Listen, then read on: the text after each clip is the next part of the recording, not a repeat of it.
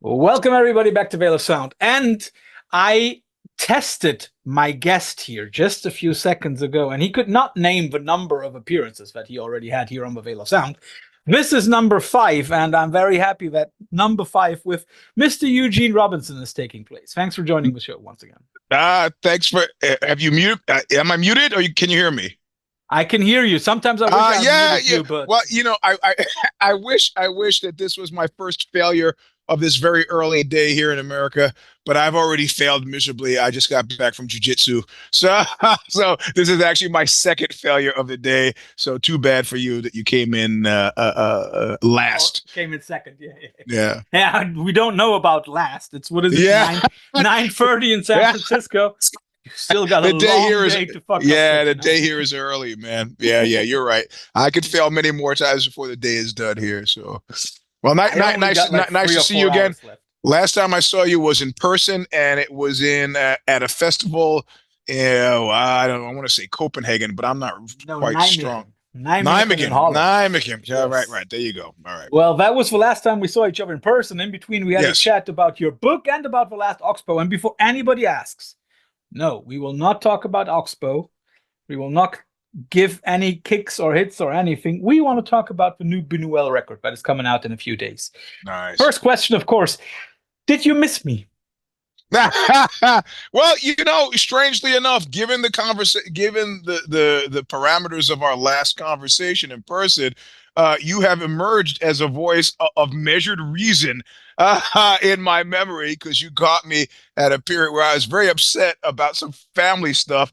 You actually successfully talked me down. So, I remember that moment fondly, and I've tried to kind of carry through with that level-headedness in terms of my personal affairs, and it seems to have borne fruit. I have a functioning relationship with the person in question, so thank you for that. That is the best thing I have heard in a while.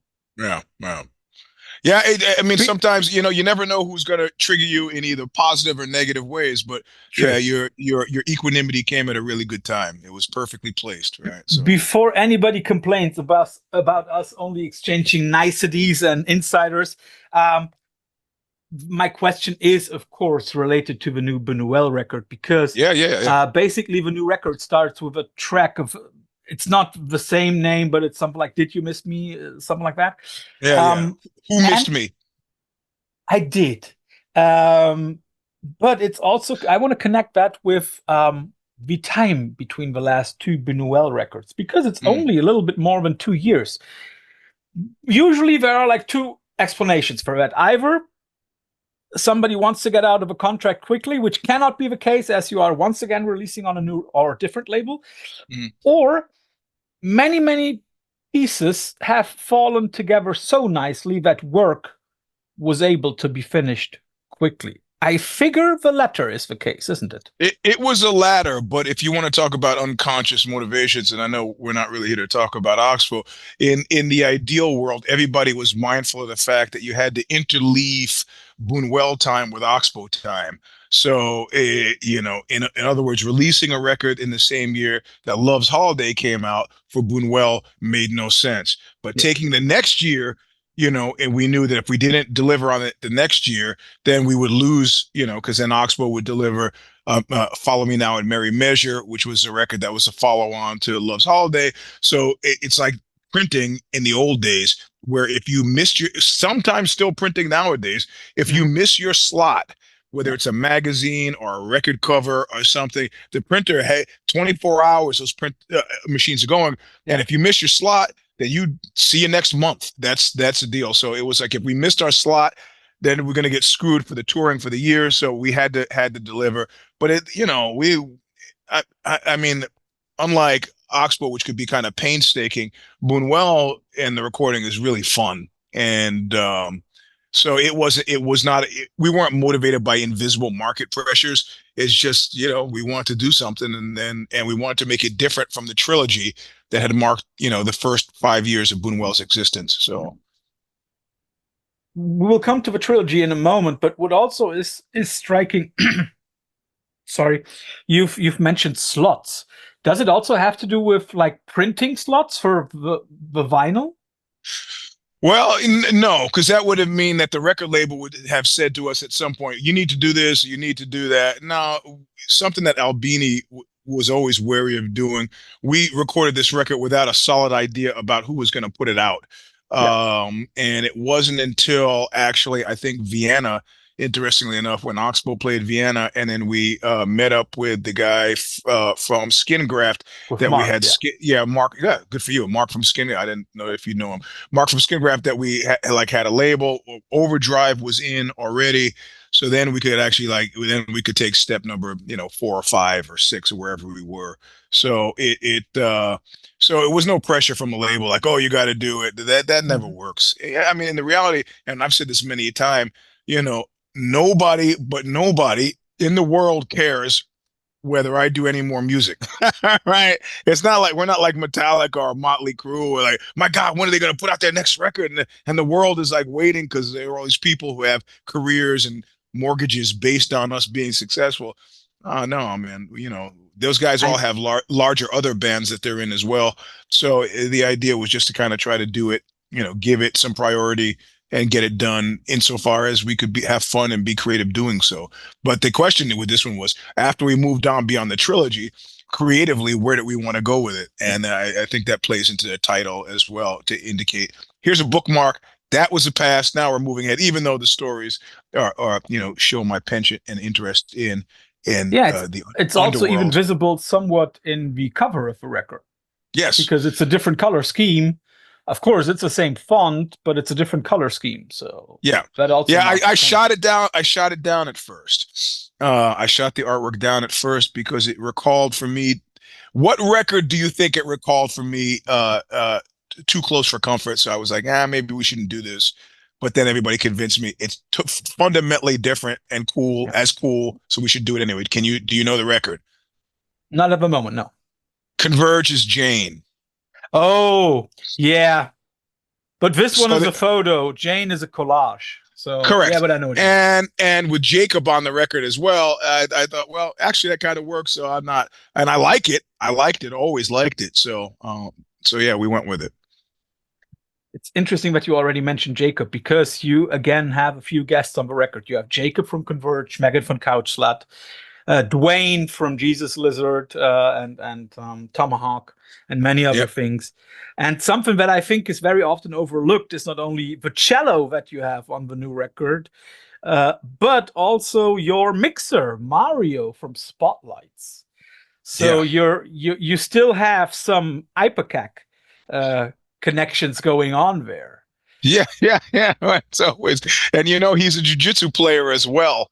Oh, he So is. yeah, so when we were on tour with them, it took everything in my earthly power to not, after every show, kind of grab him. And I think the very last show we did together, he kind of gave, Eugene, it's been very nice. And, kind of shook his hand. And I just couldn't stop myself because I figured, well, even if we get hurt now, we're going to be fine.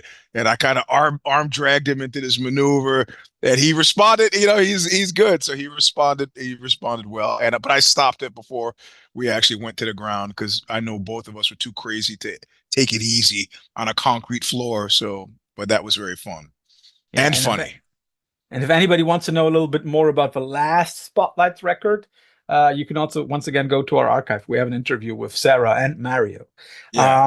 But let's go to, and I'm not even sure how to pronounce it, Mansuetude or Mansuetude or however That's you it. would This pronounce the second one, Mansuetude. Mansuetude. Yeah. Meekness, gentleness. Mm. I don't want to say I've seldom heard a name that does not comply to the record as much as this one. But I have to say there are gentle moments on the record. For example, when you look at a Killing on the Beach, that sounds like your dream pop song. Yeah, yeah.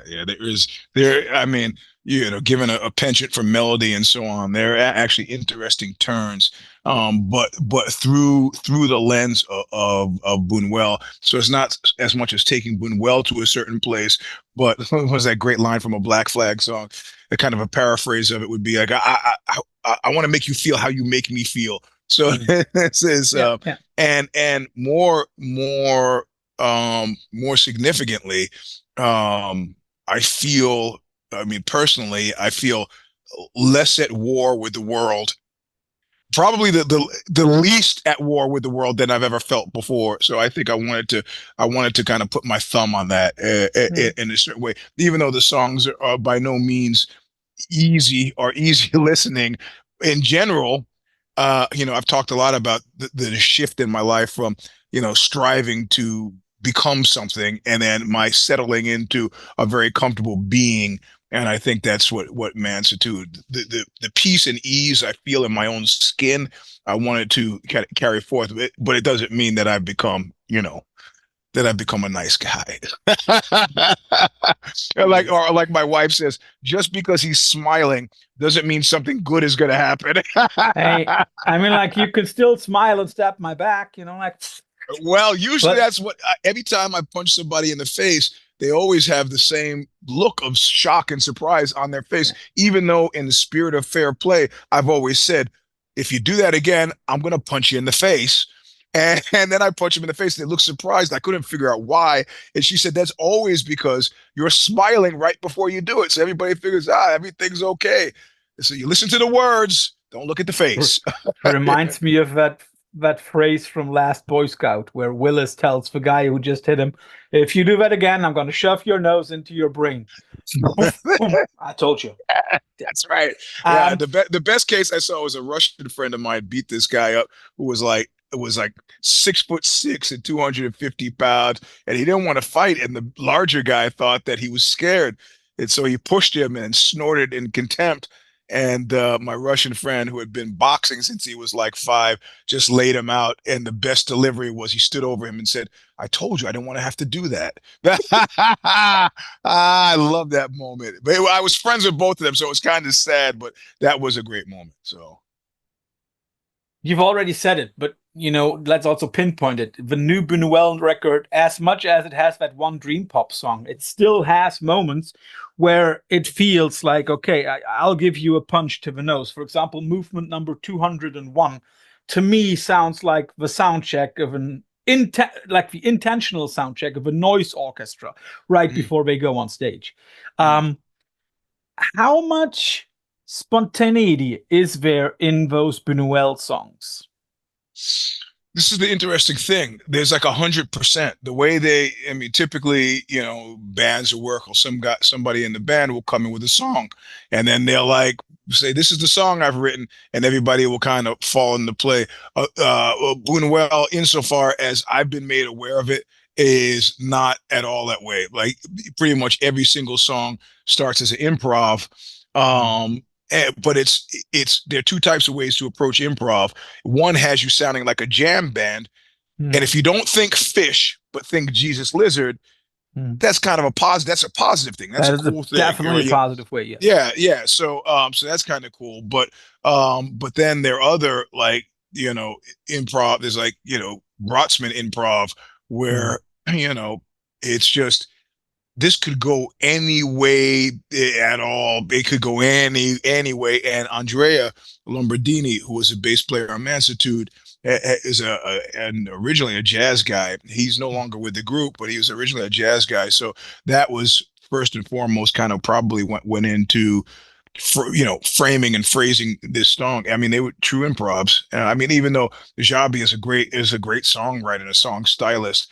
But liking how things come out insofar as I've been able to glean, because I've not been in the room when they've been doing it, except for recently, this August or July, I was.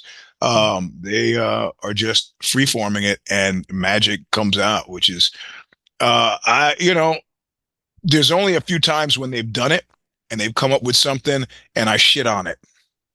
And one time it was because they had come up with something. And I couldn't stop thinking about King Crimson during the entirety of the song. And I go, at first it was cool because I thought it was a taste. But then when it was a whole song, I was like, no. And fortunately, these guys are all pro enough.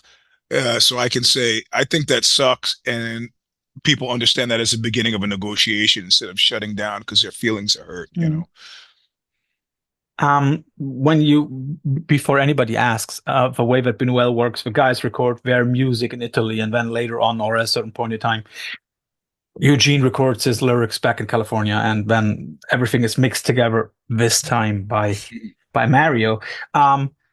How hard is it for you to sing on Buñuel songs compared, for example, to Whipping Boy or Oxbow? Because I sometimes have a feeling as if I literally hear you vomiting or spitting into the mic when you deliver the songs. Not in a negative way, but it sounds as if they are so hard sometimes to come out that it really made me wonder. Well, it's something Lawrence Ferlinghetti, the poet, once told me, and he asked me to read something that I had written, not for him, but just something I had written, because I said I'm a writer, I'm a poet as well, and he was like, "Go ahead, okay, read something." And I read it, and he had this pained look on his face, and it took me years to understand where it came from, but it shouldn't have taken years because he told me exactly what was going on in his head as he read it. He goes, "Everything you write should be written with an understanding that you will be reading it aloud." Mm. You know, so your word choices, if it's a word choice that you would not speak, you should not be writing it, you know. Mm. So I was like, okay, what he's talking about is immediacy. And I remember reading that Marlon Brando, you know, I don't think much of actors, but I did think a lot of Marlon Brando. What he would do right before they said action, he would glom onto somebody and talk to them, Mm. a crew guy, somebody holding a light, the sound guy, and talk to them about anything. You know, ask them, how's your, you know, is your family? And the reason why was because he wanted the tone and the timbre of what he was acting to sound as natural and as normal as a conversation with somebody. So I do that. I kind of try to true what's happening when I'm recording vocals to ultimately where it'll reach its fullest expression, and that's live. Right. Mm. So, and it's very easy. Monty Valier, who the guy who started that band Swell, but who's been exclusively kind of recording my vocals for the last 15 years. I think we've done about 10 releases together. Yeah, Um, and also your wife's as well at some point. I remember you told exactly, me. exactly right. Yeah, yeah, for 100%. So he he usually talks about kind of what I'm expecting dramatically, thematically, where I'd like it to go, sets up a mic array, and I think partially he was influenced by Joe Ciccarelli to do the different setup each time. And and at that point, I am live. Oxbow, Mm. yeah, I'll never sing these things before. I'll never sing them before we record them. Like when I Mm. was in Basque Country and we rehearsed together, we then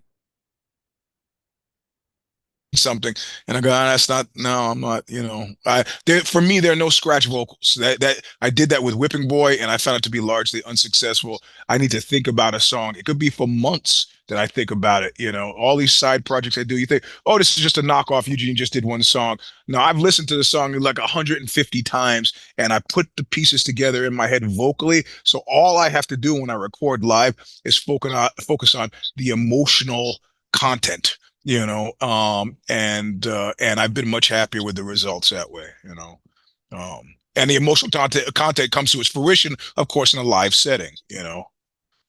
So when you talk about the lyrics, and I mean, you say that you haven't sung them before you go into recording. I'm Correct. very sure you've spoken them, but first of all, of course, you had to come up with them. So you I had to have not, write the lyrics. I have not even spoken them. It is Wow. completely silent in that regard. I've written them and I've read them, but I'm not talking through. I'm putting the sounds together in my head as suggested by the music Hmm. and Providence. Hmm. You know, so that's, yeah. I mean, I'm glad you're asking these questions because nobody usually does, because people just think singing is just something like I'm Ella Fitzgerald, I'm scat singing. No, no, no, no. This is planned, you It know. would be So interesting to hear you do an Ella Fitzgerald song. 100%. There's actually, after the dissolution of Oxbow, some guy approached me and said, how would you like to do a standards record? This Acolyte Records out of Atlanta, Georgia. And I Oh, I said, just thought you would say Rick Rubin. no, no. Well, yeah, he was mixing up standards, Yeah. and then he's thrown in for good measure, because I did that World Up My Ass with Bungle on the tour. He goes, as well as let's throw in a few punk rock standards.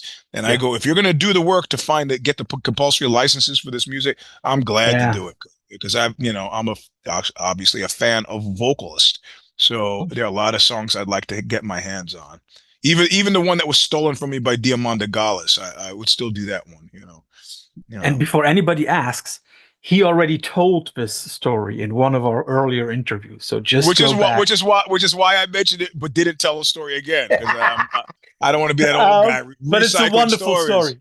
Yeah, a wonderful story. I have already been telling that to other people, but of course I always said, like, okay, here's a story from my friend Eugene about the Amanda Gallas, and always a very fun laugh. But like, let's get back to the lyrics of the new record. Is there like an overarching theme, something where it's like, okay, maybe consciously or subconsciously, I wrote lyrics that go into this kind of red thread? No, it's usually, I mean, it's like anything I write, like the stuff I write for the Substack. It has to do with my preoccupations and obsessions. And what it's interesting to me is when I move to Spain, it'll be interesting to see lyrically if they change. But I mean, not even 6 months ago, within the last 3 months, you I was running outside my house with actually the gun that was on the cover of Killers Like Us. Yeah, because there was some fucking shooting outside my house. So I'm like, fuck this. I'm not waiting for the cops.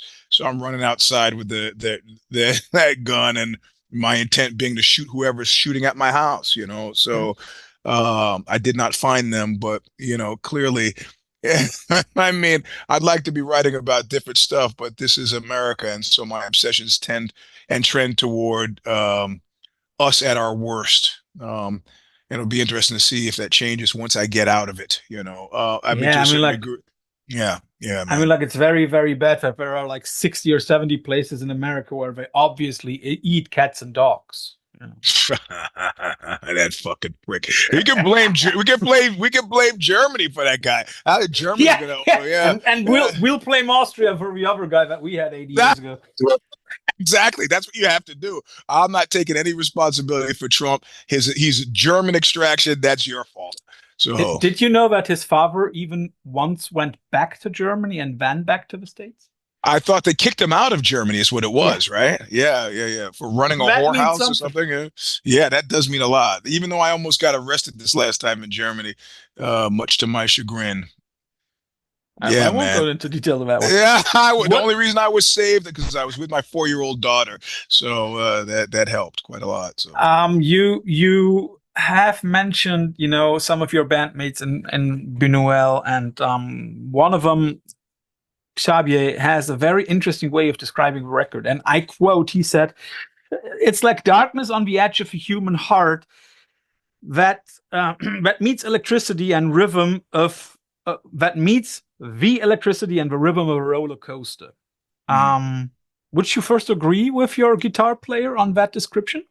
100%. I mean, he's a pretty fascinating guy, man. Not only speaking 5 languages, but when I went to his place up in Basque Country when we recorded filmed the 4 videos for Mansuetude, I go, what the fuck is that thing he's like making instruments. So I don't know that he's got any formal training as a luthier, but the idea of getting the sounds in his head out of his head in any way possible, I find super admirable. And some of the instruments he's made have just been totally beautiful and inspired by him going places and going, what is that? And the guy said, well, and then him going back and painstakingly, it's like part harp, part what do you call it thing that you wave your hands at? That makes part harp, part theremin. I mean, just a lot of wild stuff. People still, when Drug Burn came out, I've gotten like 3 or 4 letters. They're going, is that a keyboard? Is that a synth? What's making that noise? And it's just a guitar, man. It's just a guitar. So yeah, I would agree with his assessment wholeheartedly. And it's interesting that he describes Buñuel that way, because this combination of heartfulness and darkness, to me, that is something that has been basically the key to your body of work all along, isn't it? Love and pain. Are you frozen? Am I frozen? Okay, you were frozen for a second there. You said last thing I heard was the key, and then I heard love and pain.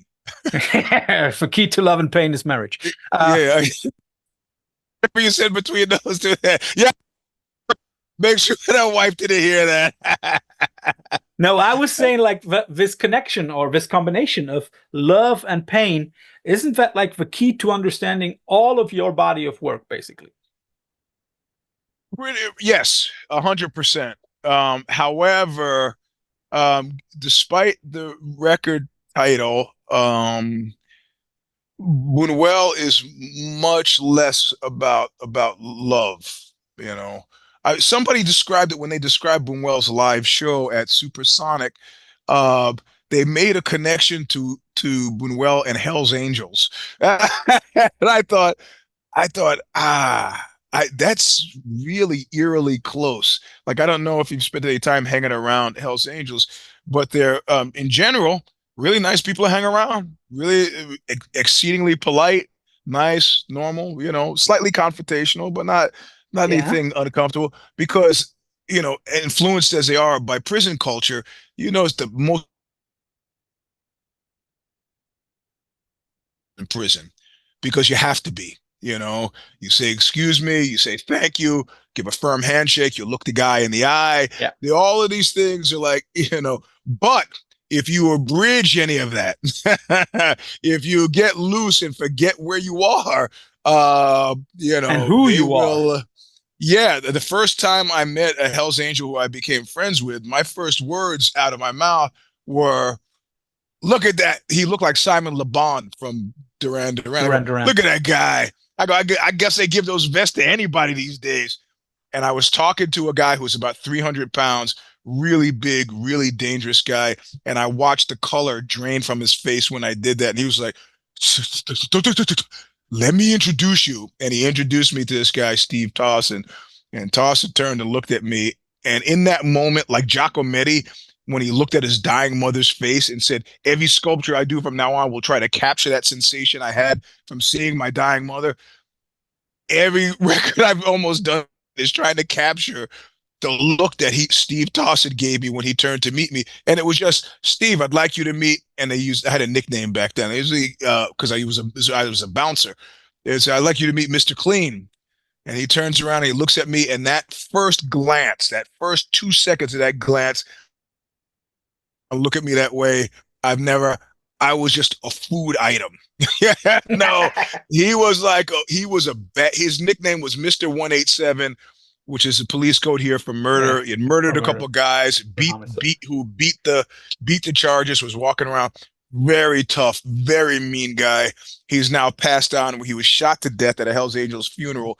But that kind of combination, this discordant combination of qualities in my mind is what goes into when the review talked about Buñuel live at Supersonic. I go, that's it exactly. That's it exactly. That same kind of uncomfortability. That's it exactly. So less love and more about the warring forces inside me. I mean, at this point, Oxbow was born in more love and pain, but this is more just about pain now, and not personal emotional pain. I've been doing this long enough where actually I got a pretty sunny disposition. I feel fine, but I still find myself seeking out shadowy corners of the world, and those people still are there. Something that struck my mind is when you just talked about, this moment of watching that guy. Yeah, There is also something that can be said about Buñuel songs, or not songs, shows. There is always a certain level of unpredictability. yeah. I also guess that is also one part of the fun of it, isn't it? Well, the best part of the we've done like 5 tours already, but the first 2 or 3 were just solely in Italy. And when Jabi walks out on stage, the audience goes nuts because he's in larger bands. Everybody knows him. Franz goes out on stage, everybody goes nuts. Everybody, they all know him. The bass player, the first bass player, Pier Paolo Capovilla, been in one-dimensional man, touch of beds. Everybody go crazy, and I'd walk out, and the audience would be like, "Eh," Yeah. So on the one hand, it was completely liberating because nobody knew who the hell I was. On the other hand, it was like I got 45, 50 minutes to catch you up as to who it is that I am. And here we go. So yeah, that was very much an element of it. I want you to get it, before you're gone. So Last I also question. I also want to I also want to avoid having to replay, having to replay Oxbow's first European tour after a long time back when they made music for adults, and where everybody was like, I can't believe these guys. Let me see what happens when I throw ice at them, or lit cigarettes, or you know, bottles of beer. I just want to like take a shortcut through that, because what's going to happen is really bad stuff is going to happen to you, but that's not why I'm showing up. I'm showing up to deliver musical art. So I wanted to kind of get that across right away. And the Italians, being quick studies, got that really quickly. The only people I've ever had problems with have been in the UK, actually. So, and But one there guy are in also Austria, nice people in the UK. one guy in Austria who I almost had to Well, beat to remember, death. we also had problems with one guy in Oslo. Yeah, exactly, which is why I brought it up. Yeah. But something that also struck me is the diversity of the songs. When I listen to some of the tracks, for example, to Who Missed Me, the opening track, sometimes I have a feeling as if the guys basically wrote 2, 3, 4, 5 different songs, put them together at singular points, play song A, okay, there comes the connecting point, we play song B, and so on. That must be really fun to work with, isn't it? Well, also too, the way, given our distance and the way, okay, Oxbow was completely incapable of playing the same set every night, right? We just couldn't. We get bored. The second set was we would What look I at call the Pearl Jam motif. right. We couldn't. We had to, like, they figured out elephants were depressed at the zoo around here, and they couldn't figure out why, and then they start hiding their food. So these animals, they forage for their food, and they improved. The elephants were no longer depressed because they had to hunt for the pumpkins. So with Oxbow, I had to change the set every night. We had to change the set every night with Buñuel because we're not rehearsing together, and this is the first time we're playing it. We have essentially a lump of dirt at the start of the tour, and the whole tour, we're playing the same songs every night, but the songs are complicated enough to make this a worthwhile journey, because we're like, every show we're shining it and shining it. If we're lucky, by the end of the tour, at the very least, diamond. we have a diamond. Maybe we get the diamond like 4 shows in, and then that makes trying to achieve that kind of where you turn it around and you're looking at it from different angles. By the last show, you've actually done that. It makes it a super challenging effort, and I don't have. It's just weird that it could be so different, given that it's just music we're talking about. So we both know that music can be very different from music, yeah. and again from music. Yeah. We have mentioned that you've been working with like a few people on the record, with Jacob and with Megan, the 2 people who also contributed vocals to the record. Yeah, did you write their lyrics or did they write their own stuff? I sent them the lyrics, and that was all I did. I'm not a fascist about it. You could sing my words. You could sing your words. If you sing your words, send me the words so that we could put them with the lyric sheet. But I didn't receive any words from anybody, so I have to assume that they sang variations of my words. So it's very, very, the new record, it's clearly a step away from the trilogy. But interestingly, it is still Buñuel. Yeah. Would you agree with me that there is a certain magic within that group of people that you're working with there? Yeah. I mean, I don't think I would have stuck with it as long as I had, if there wasn't. And more importantly, it always makes me feel really good. Like any other drug, when do you stop taking it? When it makes you feel bad. Why do you continue taking it? Because it makes you feel good. I'm really enjoying it. I mean, right now we're struggling to come up with a European booking agent, but I think this has more to do with the changing landscape with pent-up demand after COVID, as well as Brexit issues, than anything else, and then market glut and so on. But if we can close that piece, playing together with those guys is really fun. It's really like I said, Oxbow had always been really fraught, and this is actually just really fun and easy. It's easy. I mean, when I say easy, I mean there's not a lot of I don't find myself wanting to quit every month. The question is also, how do you quit a band that you only see on tour? Yeah, you know, I mean, we've gone through 3 bass players, and one of the bass players said let me just in a note to me, he goes, "I'm not the problem." And so apparently he had problems with some of the other guys, but everybody's been really nice to me and been real reasonable, and you know, you know, it's just a mix of personalities. What can I tell you? I don't know. Well, I mean, I would also assume that you're not the problem.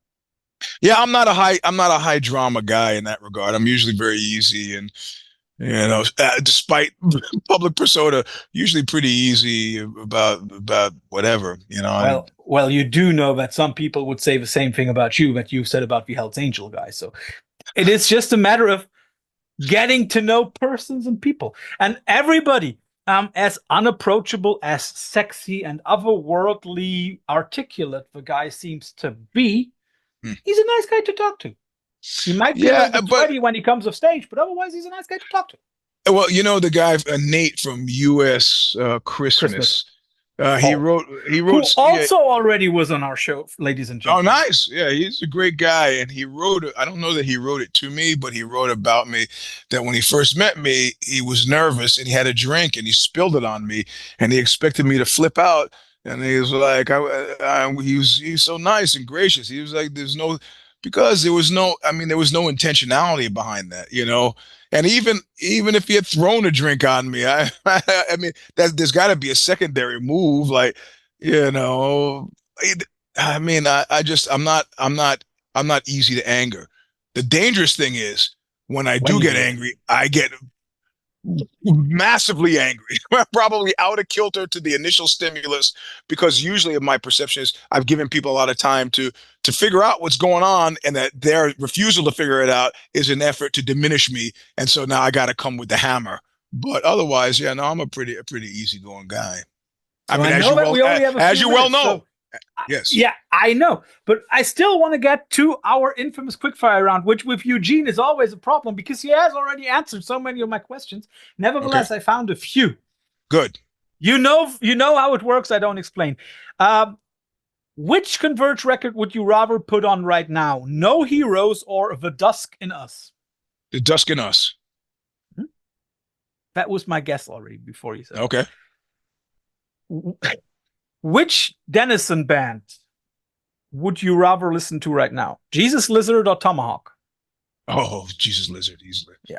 By the way, the new record is awesome. Yep. It doesn't sound like a comeback. It sounds like it was. I've been harassing and begging them to take Buuel with them for a couple of shows, not because I even want it for Buuel, but just I want to see them play, and I don't want to have to pay to do it. So. And then I thought, what else could I throw at Eugene? And I thought, like, okay, let's just step back a few decades. Laurie Anderson versus Debbie Harry.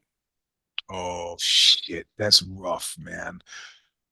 Oh, man. That's a tough one. Yeah, I know. I guess musically it would be Laurie, but I guess that you know Debbie, so. I'm going to have to go with Laurie. Mm-hmm. Marvin Gaye versus Sam Cooke. Marvin Gaye, easily. Mm-hmm. Chuck Berry versus Jerry Lee Lewis. I just wanted to throw. Wanted to throw in a few pedophiles. You know, like I got so many Chuck Berry stories. It's easily Whipping Boy's old guitar player, played with him a couple of times. Chuck Berry. Jamie Stewart from Juju has a great Chuck Berry story. He was apparently at a Chuck Berry party. Yeah, Chuck Berry completely out of his mind. You know, yeah. I mean, I'm not sure that he was a pedophile.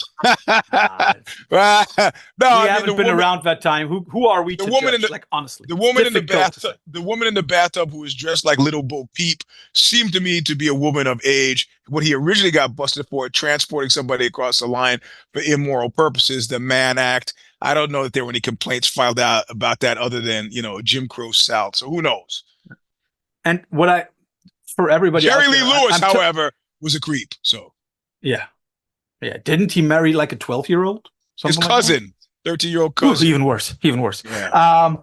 it's like the same with Polanski, right? Like Polanski is not allowed to step back onto American soil because he had sex with an underage woman who 2 years later became his wife when she was of age. I mean, like, come on, folks. And I don't know if anybody noticed, but the last 3 couples that I gave you all went back in time. We had the 80s, we had the 60s and 70s, we had the 50s, and now we go back even further. Yes. Benny Goodman versus Duke Ellington. Duke Ellington, Jesus Christ, that's not even a question. Not even a question. Duke Ellington used to play shows with Frank Zappa, bro. The guy is a giant, you know. So yeah. Do you know the Steve Vai story about Zappa? I will close with this one because I love the story. Vai was auditioning for Zappa, and Vai was like performing brilliantly on the guitar, and then Zappa steps up and says like, okay, play it 3 times as fast as you do now. Vai does that. Then he says like, now put it into a reggae tune. Vai does it. And then he says like, and now play a monochromatic solo over it. And Vai looks at him like, how?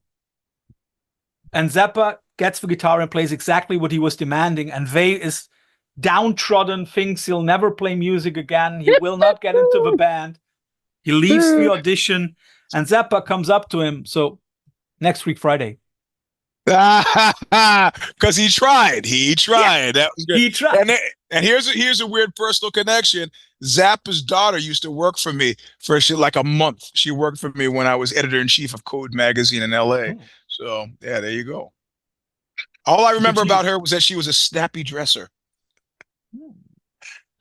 Maybe she liked you a little bit too much.